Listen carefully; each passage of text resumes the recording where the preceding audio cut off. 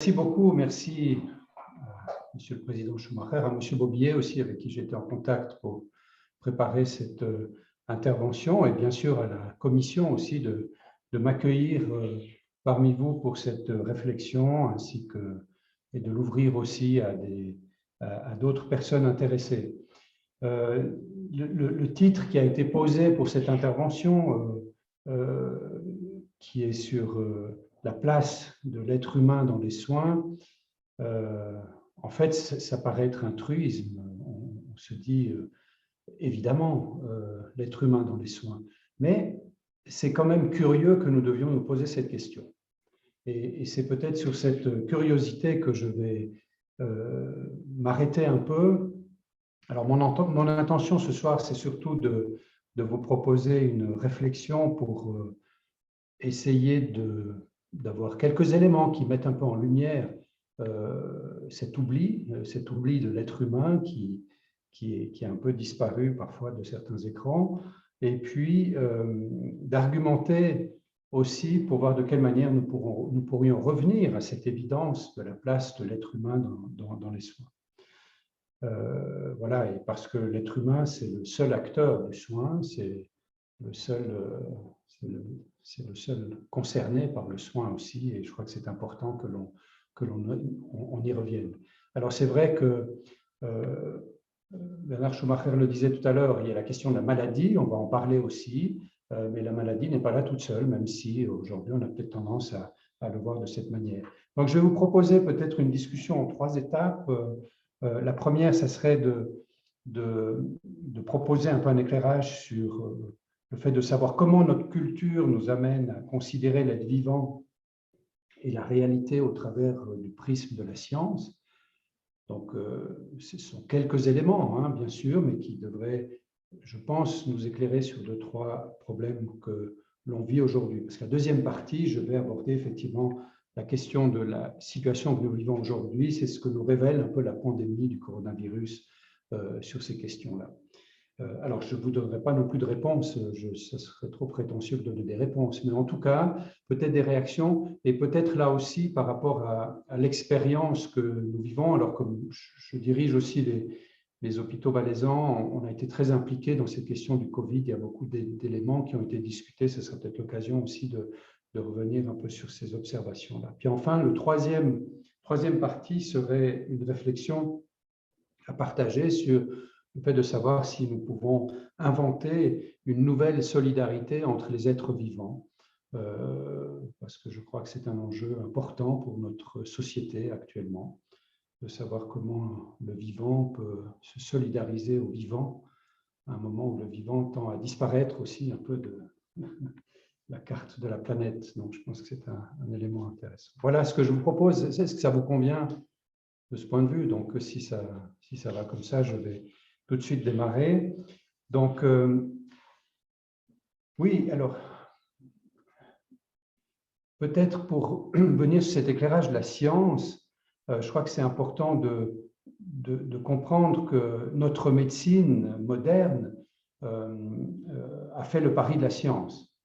Elle a certainement bien fait pour beaucoup de choses, et je pense qu'on a pu, par cette subordination à la vision scientifique, certainement amener beaucoup d'éléments qui ont changé la vie des gens en partie, surtout les porteurs de maladies. Mais c'est peut-être là-dessus que l'on va un peu s'arrêter quand même, parce que ça nous a amené à une situation un peu particulière. La médecine, dans le fond, c'est quoi? C'est une institution, c'est-à-dire c'est une intentionnalité collective qu'il y a depuis la nuit des temps chez les humains, probablement pas seulement chez les humains, parce qu'on découvre de plus en plus des comportements et des fonctions soignantes parmi les espèces animales aussi.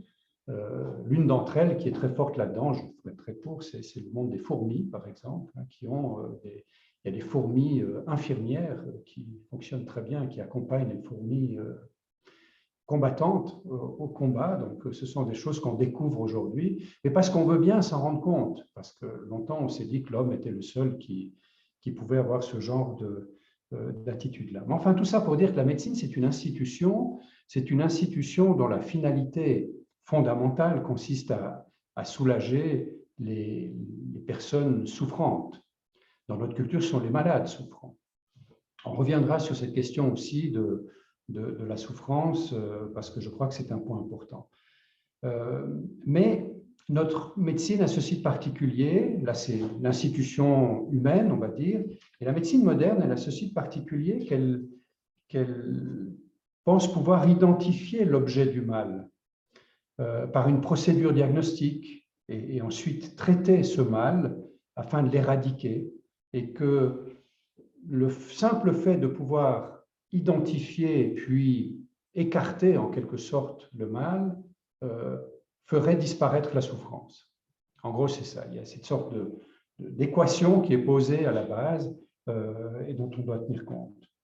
Alors, ça avait débuté au XVIIe siècle. C'est assez intéressant. C'était Thomas Sydenham, qui est un médecin écossais qui était, alors au XVIIe, c'est un contemporain de Descartes, on est dans cette période-là, la raison arrive, la vision de l'objectivité aussi arrive, et lui, Thomas Sydenham, va commencer à considérer, alors il n'est pas seul bien sûr, on ne peut pas ça tout seul, mais c'est lui qui va l'exprimer en tout cas, le fait que le mal est identifiable, la maladie est une entité identifiable, elle cause une souffrance chez l'humain, mais surtout cette maladie est une identité propre. Jusque-là, la médecine hippocratique, depuis l'Antiquité, considérait que la maladie faisait partie du malade, c'est-à-dire que la maladie ne s'exprimait qu'au travers du malade.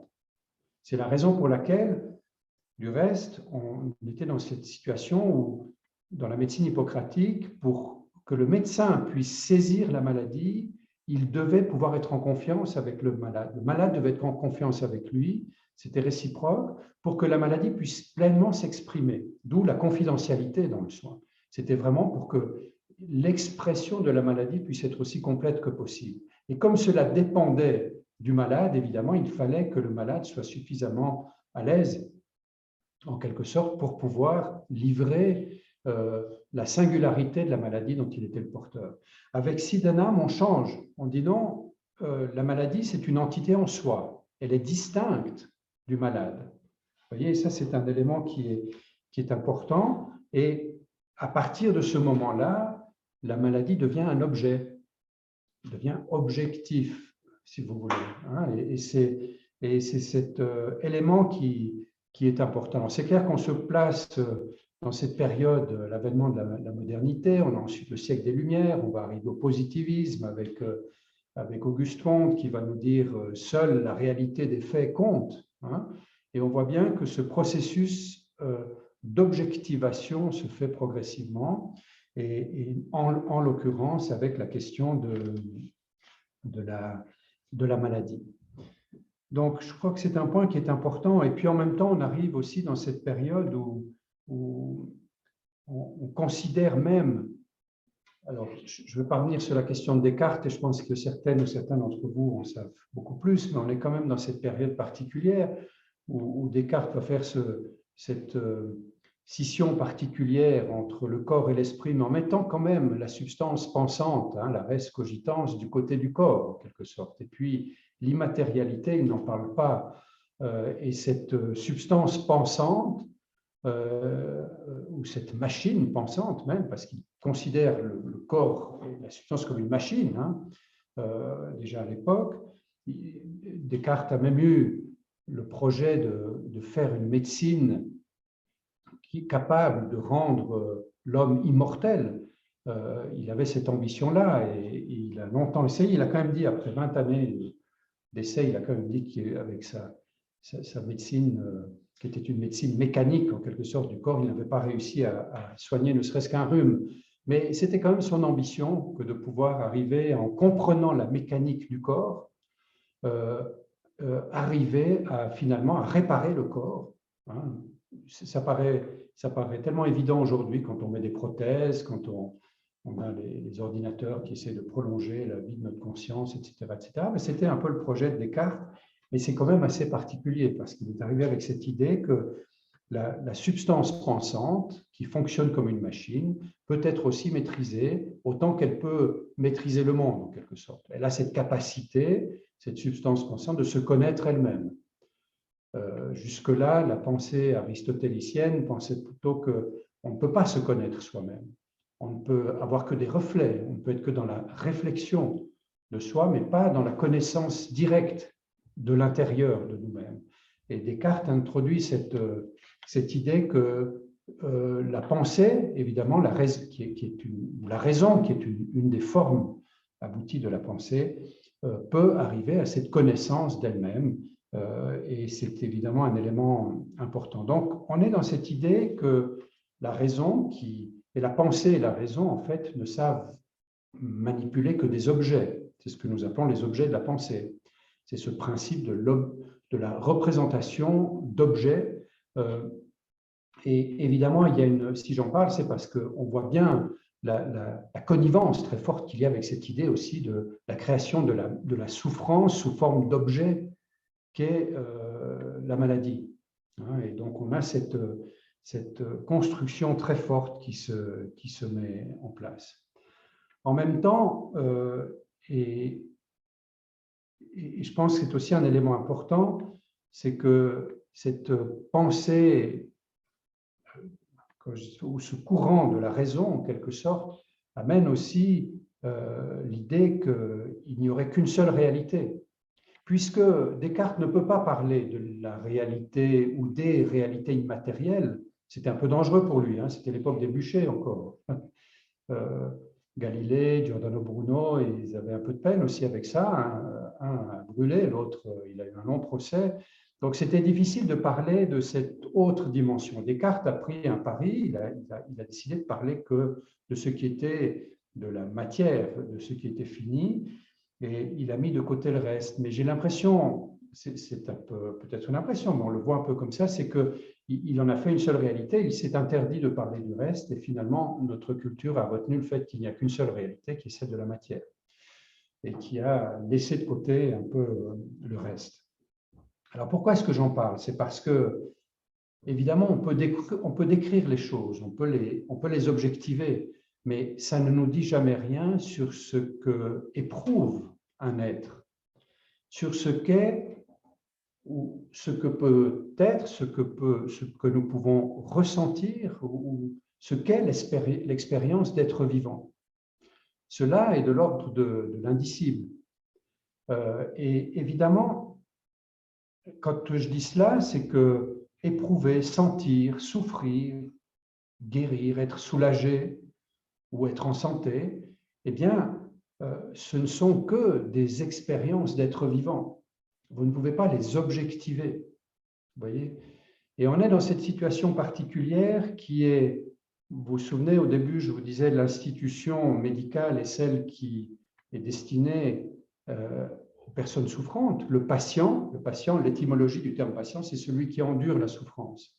Vous voyez, alors, le patient est celui qui s'adresse à la médecine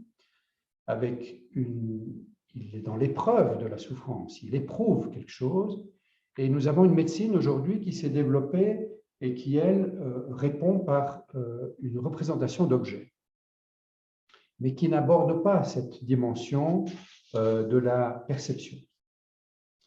Donc, vous voyez, donc, ce basculement, il est assez particulier. Et au XIXe siècle, on a encore été bien plus loin, puisque la médecine clinique qui arrive à ce moment-là, qui émerge, il y a beaucoup de compétition entre les différents modèles médicaux entre le XVIIIe et le XIXe siècle, mais l'avènement de la médecine clinique, en lien avec la biomédecine, eh bien, elle va s'instituer comme étant petit à petit une médecine qui s'oppose à tout ce qui est de l'ordre du subjectif. C'est la médecine contre placebo. C'est-à-dire que la médecine fonde son autorité sur le fait qu'elle peut mettre en évidence la cause du mal contre toute perception qui viendrait biaiser cette vérité-là. Donc la maladie est une évidence, est une évidence en tant que telle, objective, et l'être souffrant, lui, vient biaiser en quelque sorte cette vérité, cette évidence de la maladie.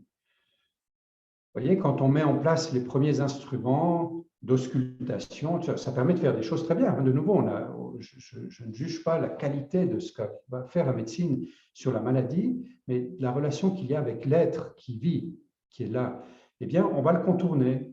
Quand l'ENEC va poser son stéthoscope la première fois, il demande au patient de se taire et juste de respirer parce qu'il veut écouter ses poumons.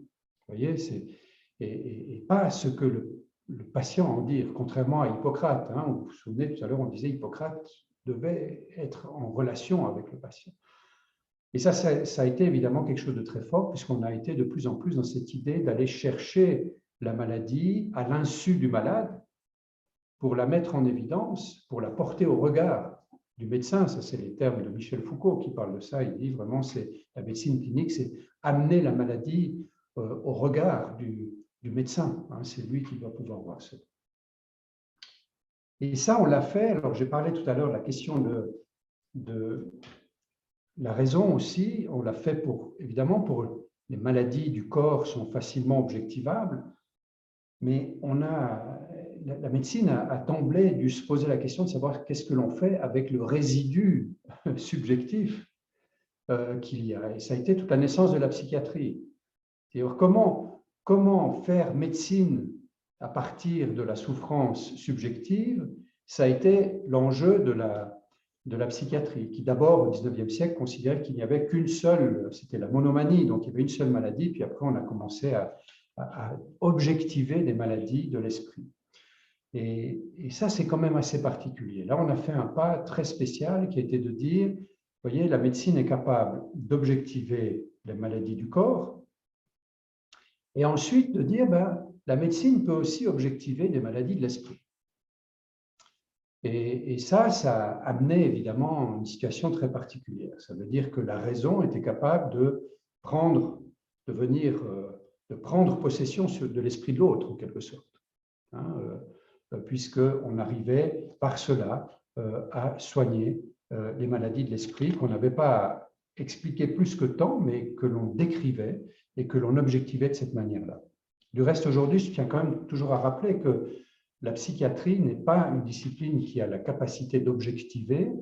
Sa seule manière d'objectiver, c'est le consensus entre psychiatres. C'est cela, quand on fait un manuel de diagnostic psychiatrique, que ce soit le DSM, des choses comme ça, ce sont des conférences de consensus qui se font entre des centaines et des milliers de psychiatres pour se mettre d'accord sur ce qu'on considère être la dépression, la psychose, etc. etc. Mais nulle part on peut objectiver dans le sens matériel du terme.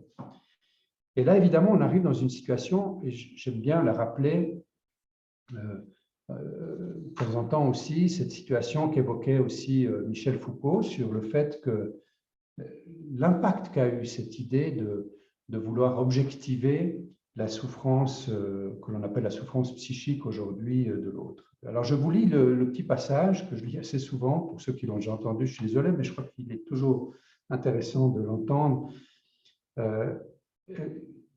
Michel Foucault écrit cela à propos de la relation entre la médecine et le malade mental. Il dit la chose suivante: ta souffrance et ta singularité, nous savons sur elle assez de choses dont tu ne te doutes pas pour reconnaître que c'est une maladie. Mais cette maladie, nous la connaissons assez pour savoir que tu ne peux exercer sur elle et par rapport à elle aucun droit. Ta folie, notre science, nous permet de l'appeler maladie et dès lors, nous sommes, nous, médecins qualifiés pour intervenir et diagnostiquer en toi une folie qui t'empêche d'être un malade comme les autres. Tu seras donc un malade mental.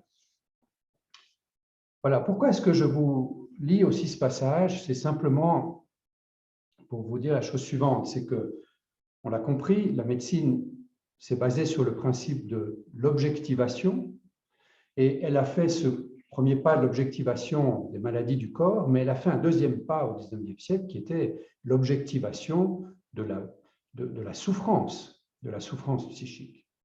Et enfin, un troisième pas qui va être très important, c'est le XXe siècle, où on va considérer que dans la médecine, pour objectiver les choses, eh bien, il faut aussi se départir de la subjectivité du médecin, du prescripteur. il est un biais. Toute subjectivité va biaiser en quelque sorte l'évidence de la maladie. Donc, on va faire la médecine fondée sur les évidences, l'evidence-based medicine, qui part du principe que l'appréciation d'une situation clinique ne peut pas être donnée par le médecin, qui va biaiser par sa propre personne, par sa propre subjectivité, l'image de la maladie, mais ce sont les corpus de données que nous avons de la science, au travers de la littérature médicale, etc., qui vont déterminer ce qu'est vraiment la maladie et surtout son traitement. Voilà, peut-être ces quelques éléments. Le temps passe assez vite, je ne vais pas aller plus loin, on pourrait encore discuter longuement. On a été encore plus loin dans ces dernières décennies puisqu'on a même transformé les acteurs du soin, c'est-à-dire les soignants et les soignés, en moyens de faire fonctionner le système sanitaire selon les règles de l'économie de marché et qui nous ont amené aussi à une situation qui est assez particulière aujourd'hui. Mais la problématique que je veux poser aujourd'hui, c'est la suivante, c'est-à-dire comment est-ce qu'on... Vous voyez, la question de savoir quelle est la place de l'être humain dans le soin, comment considère-t-on l'être humain? Est-ce une machine à réparer ou est-ce un être vivant qui éprouve, qui ressent, qui est aussi avec tout son univers qui est un univers qui n'est pas fixe, c'est un univers mouvant, c'est la vie, c'est ce qui est vivant. Et aujourd'hui, on se rend compte que notre médecine elle s'est plutôt arrêtée à cette vision très objective, c'est-à-dire machinale aussi de l'être humain. Et cela, je pense que c'est un enjeu qui est majeur aujourd'hui. On voit aussi que nous avons beaucoup de questions à nous poser par rapport à cela, dans la mesure où je finis avec cela, mais juste ça doit nous éclairer un peu. Si l'ambition de cette médecine était de pouvoir mieux maîtriser la maladie, on disait même, moi je me souviens aussi que à la fin du XXe siècle, dans les 2 dernières décennies, on entendait certains professeurs de faculté et jusqu'à l'OMS qui parlaient de l'ambition de pouvoir éradiquer les maladies de la planète en l'an 2000. Voilà, c'est bien, on est en 2021, on peut faire un peu le constat de ce qui se passe. Et c'était une ambition qui était là, la capacité de devenir maître et seigneur de la biologie et de pouvoir ainsi, alors pour le bien de l'humanité, bien sûr, hein, et c'est vrai que ça serait bien si on avait pu ne serait-ce que faire disparaître le paludisme, on aurait pu faire déjà pas mal de choses. Donc, voilà. Alors, si on se pose la question si on va au bout du raisonnement, en termes d'efficacité, qu'en est-il aujourd'hui? Alors, aujourd'hui, évidemment, on peut se poser la question. Aujourd'hui, on sait qu'entre 40 et 50% des symptômes dont souffrent les patients qu'ils expriment ne trouvent aucune explication médicale. Et lorsqu'on trouve des solutions selon le modèle de l'evidence-based medicine, seuls 14% des protocoles qui sont proposés par l'evidence-based medicine sont appliqués. Donc, on voit qu'il y a un écart énorme. 90% des traitements ne parviennent qu'à contenir la maladie, mais ils le font bien par ailleurs, hein, mais ils ne contiennent que la maladie. L'éradication qui était voulue au départ, évidemment, ça concerne peu de maladies objectives. Maintenant, on a d'autres soucis. Vous savez aussi que nous avons un système sanitaire qui est en route. Il a aussi ses effets un peu pervers. Eh bien, aujourd'hui, nous avons environ une intervention sur 5 qui est jugée comme étant inutile. Quand je dis une intervention, ce n'est pas seulement chirurgical, mais c'est aussi l'administration de médicaments. On sait par exemple que les personnes âgées reçoivent beaucoup trop de médicaments. On ne sait même plus chez une personne âgée on ne devrait pas dépasser 5 médicaments, 5 remèdes pour une personne, ben, elles ont en moyenne entre 8 et 10 remèdes et on ne sait plus vraiment ce qui se passe avec tout cela.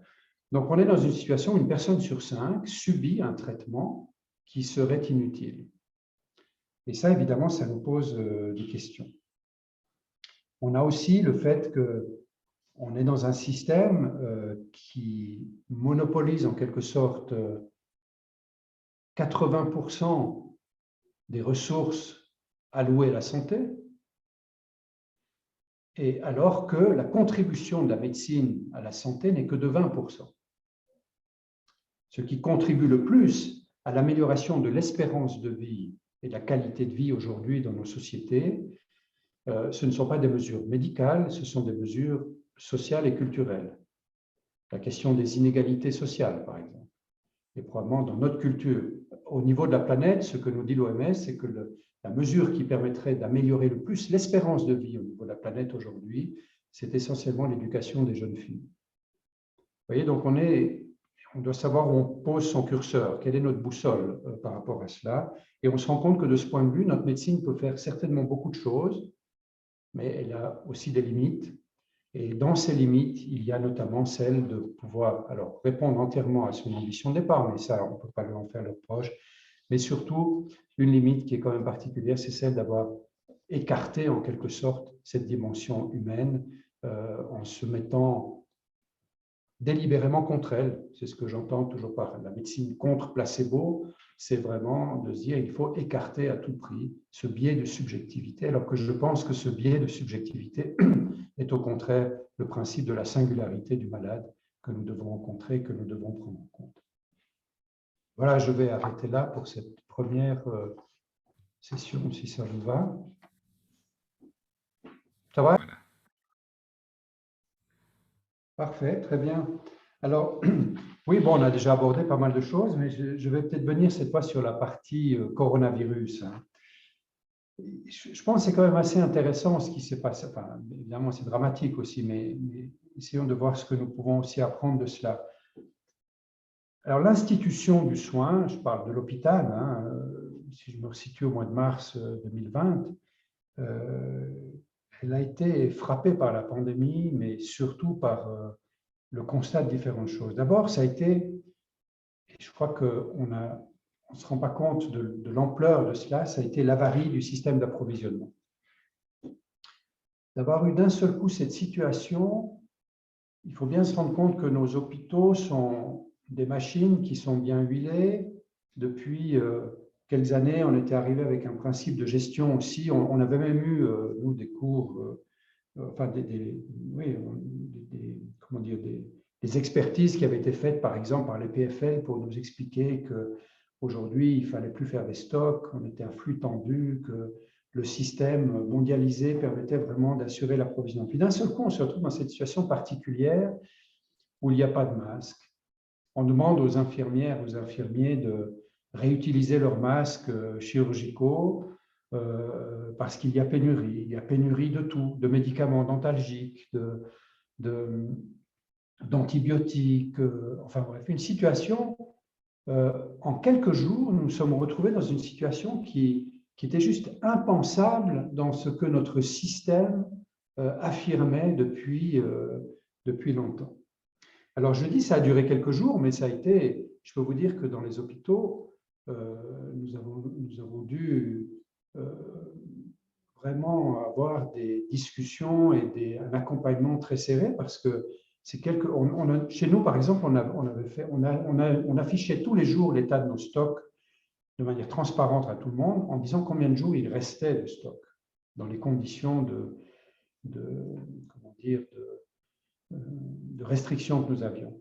Eh bien, quand on était arrivé avec les masques qui étaient à 4 jours de disponibilité, et on ne savait pas encore comment cette épidémie allait évoluer, c'était très difficile. Donc voilà, ça c'était une première chose qui marque encore beaucoup les gens. Puis je pense dans le débat qu'il y a aujourd'hui sur les professions soignantes, cette dimension est importante parce que les soignants se sont sentis en quelque sorte poussés dans la situation de devoir aller au front sans être protégés par le système. Et voilà, donc ça c'était un point important. Il y a eu l'irruption de l'incertitude sur les moyens d'action.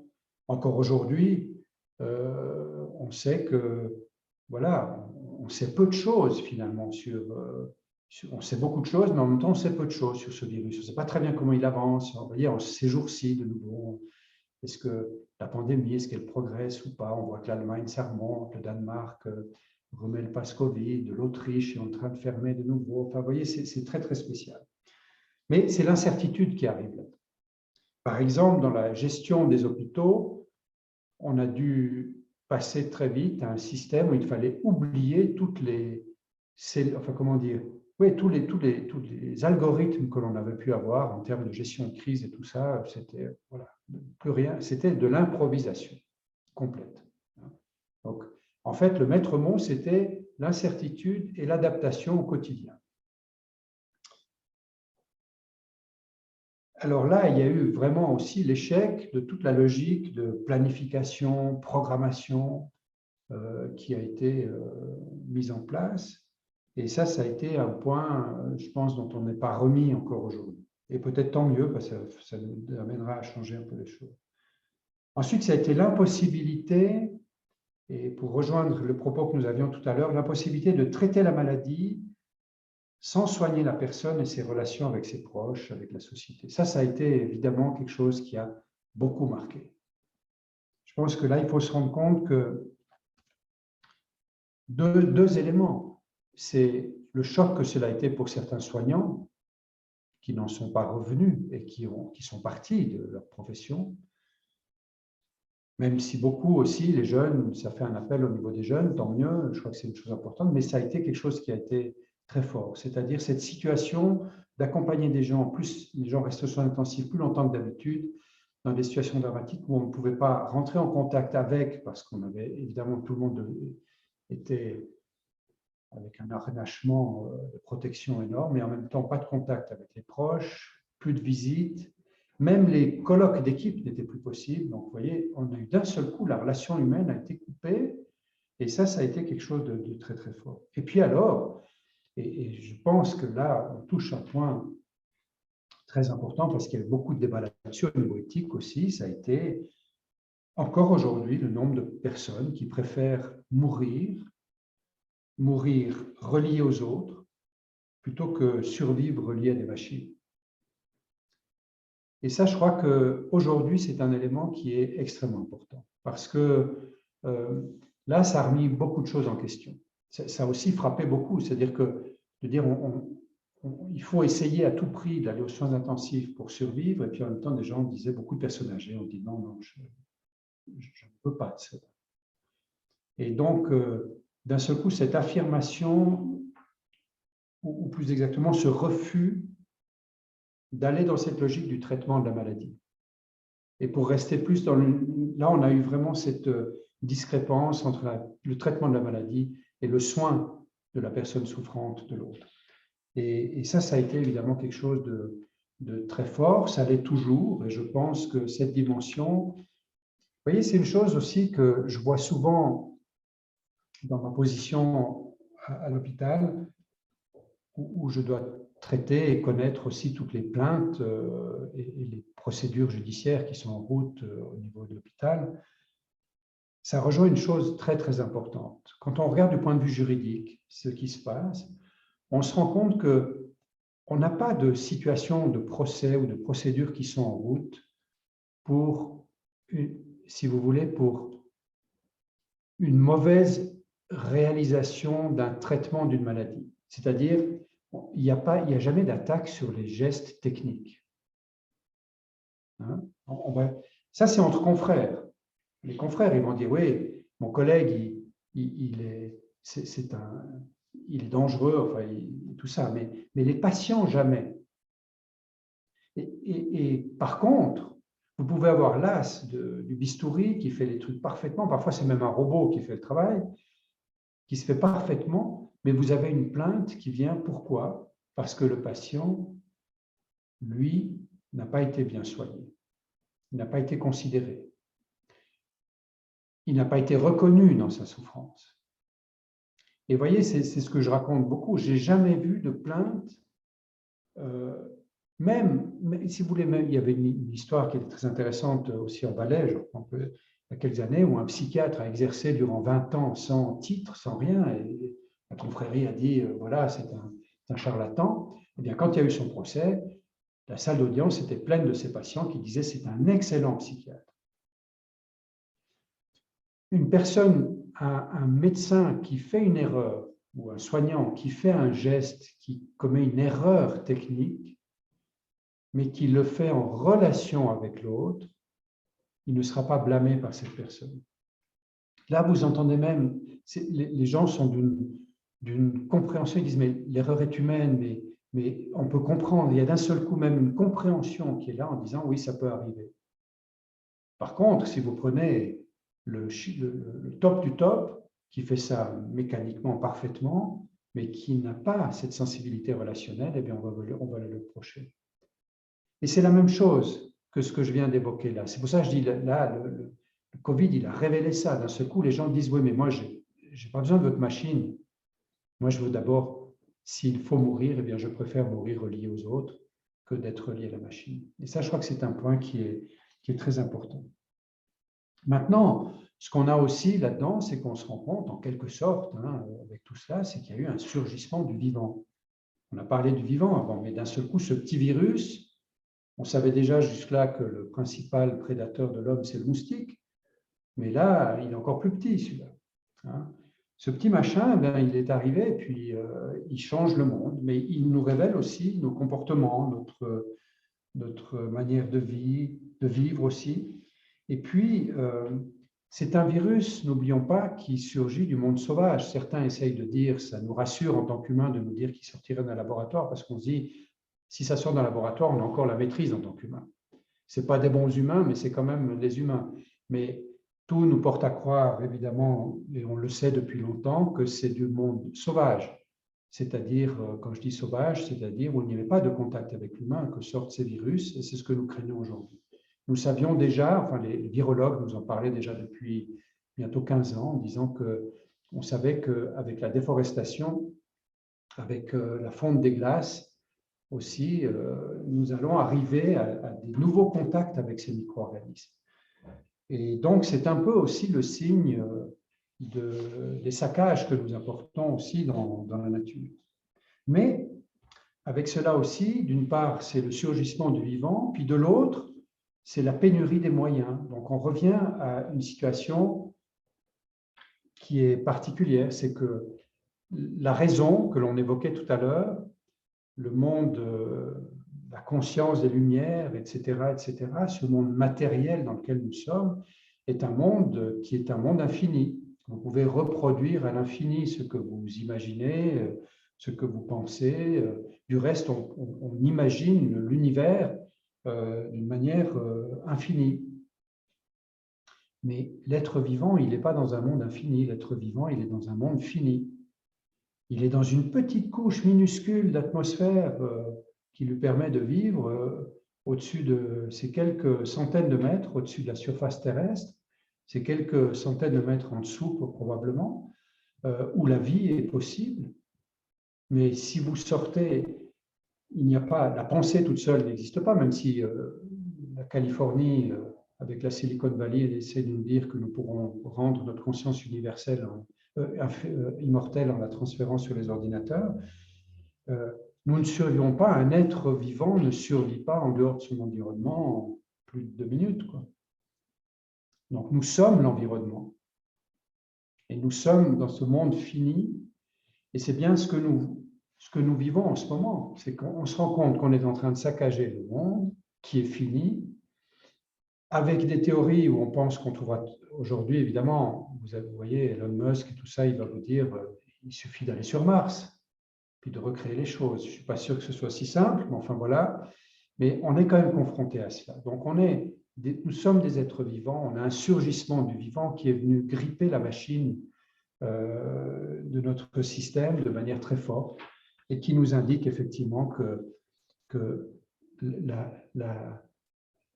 le monde n'est pas fait que de la réalité objective, le monde est fait aussi de toutes sortes de réalités et dont la réalité vivante, celle-là a des limites et que c'est dans cette limite que nous vivons. Et évidemment, on voit bien venir aussi aujourd'hui, on le sait, que nous sommes dans cette situation aussi particulière où la vague la plus importante n'est pas celle du Covid, mais c'est probablement celle qui est liée aux problèmes climatiques.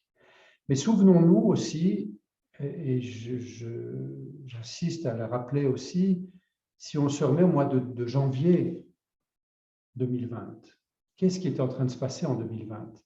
C'était très frappant quand même de voir que vous aviez la jeunesse qui était dans la rue, la jeunesse qui manifestait pour faire prendre conscience aux États, c'est ce qui se fait avec la COP26 aussi en ce moment, mais faire prendre conscience aux politiques de la nécessité d'agir sur le climat dans le respect des générations futures. Et vous savez même que Greta Thunberg, je ne suis pas un adepte à tout prix, hein, mais moi, ça m'a beaucoup frappé, ça m'a fait beaucoup de peine pour les jeunes. Greta Thunberg, elle a été traitée d'aspergée, d'autiste par les plus grands dirigeants du monde. Vous avez cette jeunesse qui dit « protégeons notre environnement, pensons à nos descendants ». Et vous avez une réponse de cette génération au pouvoir qui dit « mais elle est juste un peu autiste, c'est de l'utopie. De toute façon, vous les jeunes, vous allez en week-end à Barcelone avec EasyJet, de quoi est-ce que vous vous mêlez ?» Voyez un peu cette question. Et un mois après, qu'est-ce qu'on répond aux jeunes? Protéger les personnes âgées. Il y a eu une inversion qui a été très forte à ce moment-là, et ils l'ont fait. Et je crois d'abord, il faut le dire, ils l'ont fait. Les jeunes ont été admirables aussi dans cette période-là. Ils en payent un très lourd tribut, mais ils l'ont fait. Mais on a quand même une sorte d'inversion des choses d'un seul coup. C'est-à-dire qu'il fallait protéger le monde vieillissant plutôt que de protéger les générations futures. Et c'est ça qui est en train d'être révélé aussi aujourd'hui d'une manière très forte par ce climat particulier dans lequel nous sommes. Et là-dedans, évidemment, j'ai envie de dire, la question qui se pose dans tout cela, c'est de savoir où allons-nous placer nos valeurs dans les temps à venir. Et je plaide encore une fois pour une solidarité entre les vivants. Il faut sortir de ce monde, si vous voulez, qui est le monde de la raison qui a exclu le cœur, en quelque sorte, mais pour revenir à un cœur vivant, nous avons des espèces qui sont en train de disparaître, mais nous avons aussi des humains qui sont en train de disparaître, et je pense que là, il y a beaucoup de choses à faire. Et je pense que la pandémie, elle nous met là-dedans aujourd'hui, parce qu'on n'a pas de réponse. Le dernier élément que j'ai envie de dire par rapport à cela, et qui me paraît très intéressant, mais terriblement inquiétant néanmoins, c'est que on s'est toujours rendu compte que les grandes civilisations ont toujours chuté, non pas par la force, mais par le changement des valeurs déjà. Et on voit aussi aujourd'hui que nous sommes dans une période intermédiaire, c'est-à-dire qu'il n'y a plus de valeurs collectives, on est même dans l'ère de la post-vérité, on le voit tous les jours, on ne sait plus ce qui est vrai, ce qui ne l'est pas. Même la science, vous voyez, qui était censée être la garante, en quelque sorte, de l'objectivité, eh bien, vous voyez que même la science aujourd'hui, eh bien, tous les jours, on est en train de dire non, mais tout ça, c'est des complots, c'est du commerce, etc., etc. Donc, il n'y a plus dans notre société actuellement de valeurs qui permettent aussi d'orienter. Alors, ça peut être intéressant parce que ça permet aussi de changer les valeurs, mais nous n'avons encore pas retrouvé, repositionné nos valeurs. Et je pense que de ce point de vue, c'est une situation qui est très critique, évidemment, parce qu'elle permet toutes sortes de dérapages que l'on voit aussi de ce point de vue. Et puis, en même temps, c'est probablement aussi une période qui devrait permettre un peu des changements. Maintenant, il faudra voir un peu ce qui ressort de tout cela. Et ça, on le voit très fort. Alors, moi, je le vois aussi au niveau de l'hôpital parce que, ben voilà, c'est très particulier aujourd'hui de devoir traiter en ayant tous les lundis une manifestation devant l'hôpital pour nous dire que voilà, on est manipulé, que c'est faux, que le virus n'existe pas, que les vaccins, c'est juste le pouvoir des pharma ou des GAFA ou que sais-je. Et en même temps, il faut continuer à soigner. C'était la même chose qu'il y avait durant ces deux vagues, hein, où à la fois on applaudissait les gens, les personnels soignants, mais en même temps, notre personnel soignant, quand ils rentraient à la maison le soir dans l'immeuble, on leur demandait de déménager parce que ça faisait peur d'avoir quelqu'un qui travaillait avec des Covid. Vous voyez, il y a eu ces deux choses qui se sont entrechoquées à ce moment-là. Mais voilà, tout ça pour dire que le Covid nous révèle beaucoup de choses sur notre système, sur la faillibilité aussi de notre système, et c'est peut-être tant mieux parce qu'il nous permet aussi de revenir à cette dimension humaine, c'est-à-dire à savoir comment faisons-nous avec l'incertitude, avec avec toute cette dimension aussi relationnelle, nécessaire. Nous sommes des êtres reliés. Nous sommes l'environnement, mais nous sommes reliés à l'environnement. On ne peut pas s'extraire, même si nous pensons, notre pensée nous amène parfois à nous extraire, mais même notre pensée, elle n'est rien sans cet environnement, et que nous sommes profondément, pour reprendre l'expression que vous évoquiez tout à l'heure, nous sommes profondément et indubitablement intégrés dans le monde, mais dans un monde fini et dans un monde auquel nous devons contribuer aussi et auquel nous devons non seulement survivre, nous devons survivre dans ce monde, mais aussi y vivre en solidarité avec les autres vivants.